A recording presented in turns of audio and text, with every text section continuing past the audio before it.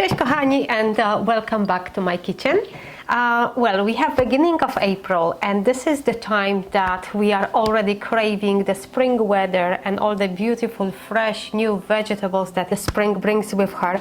But the reality is that today we woke up and we had freezing rain. It's very gloomy, it's very cold, and we still have to find creative ways of using all the vegetables that we've been keeping in cellar during the winter. So today actually I have something very comforting and really very fast. Polenta. But you know when you make polenta and you have to stay above the pot and like really stir it for about half an hour, sometimes even longer, pay attention, which is absolutely wonderful. But A, not everyone really has the patience and knows how to do that, and B, not always we have the time. So today we will be making baked polenta, which really the total work on our end for the entire dish will be about 10 probably minutes, and everything else will be done in the oven, so it's just waiting time. So very important for this dish to have the coarse oatmeal. You don't want to go with this very fine cornmeal for actual polenta, because this one is not good for this kind of recipe. Here we're going with coarse, and I encourage you to find, if possible, organic cornmeal that it's not genetically modified and it's not sprayed with the terrible pesticides, including Roundup. Right into our baking dish, 2 cups of vegetable stock, 2 cups of milk of your choice. I'm using cashew milk here. And because my vegetable stock was with salt, I'm going to add only about half a teaspoon of salt. And now we're going to stir it very well. And my oven is preheated to 400 Fahrenheit.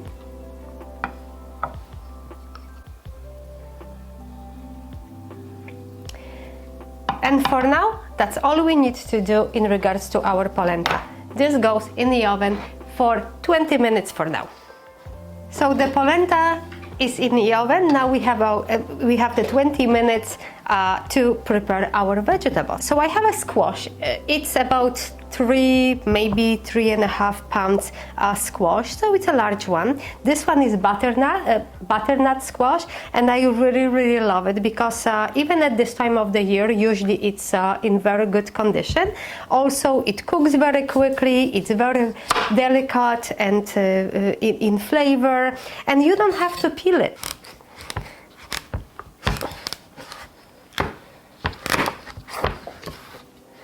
I'm going to cut into about half an inch thick half moons.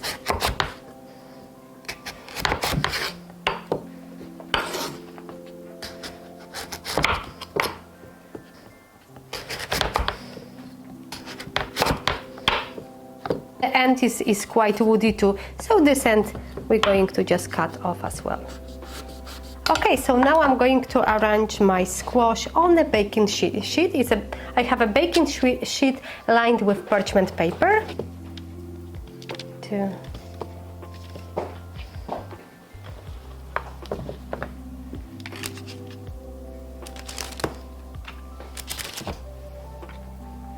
If you don't have enough room on your baking sheet, it's okay to overlap it just slightly. Not too much, but just a little bit, it's good. And just try to play with it like you would do puzzle. Okay, and now I'm going to peel 3 onions.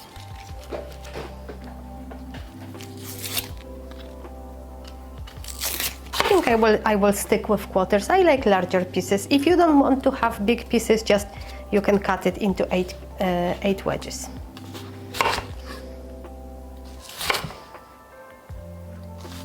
And now I will just place them somewhere in between. Place the onions somewhere in between the squash. And now we're going to brush all the vegetables with olive oil or any kind of cooking oil you would like to use.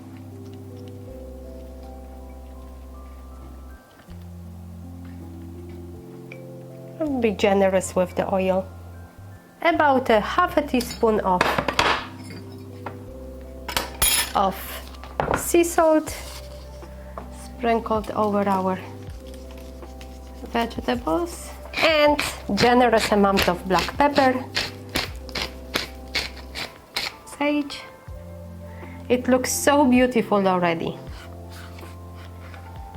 So it's been 20 minutes and the oven just beeped. I'm going to take the polenta out and increase temperature to 425. The polenta is starting to bubble now. Very beautiful. It looks how it should be.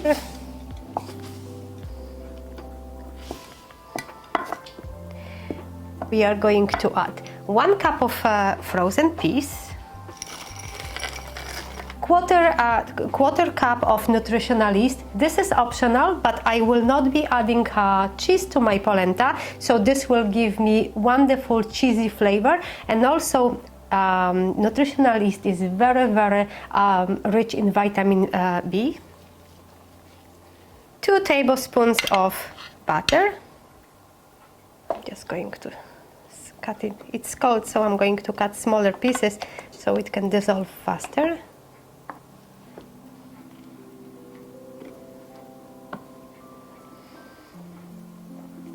First polenta goes back, and next the squash. And here we are after another 25 minutes. Polenta is out. Beautiful roasted squash.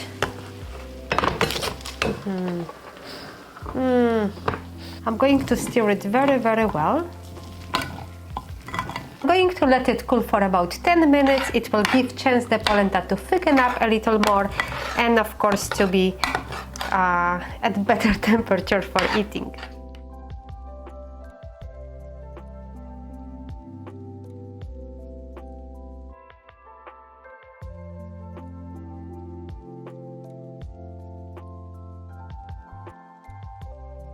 Wonderful, creamy and really delicious.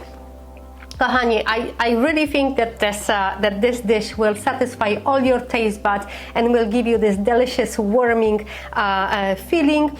And as always, I thank you very much for being here. Thank you for supporting me, and I see you next time.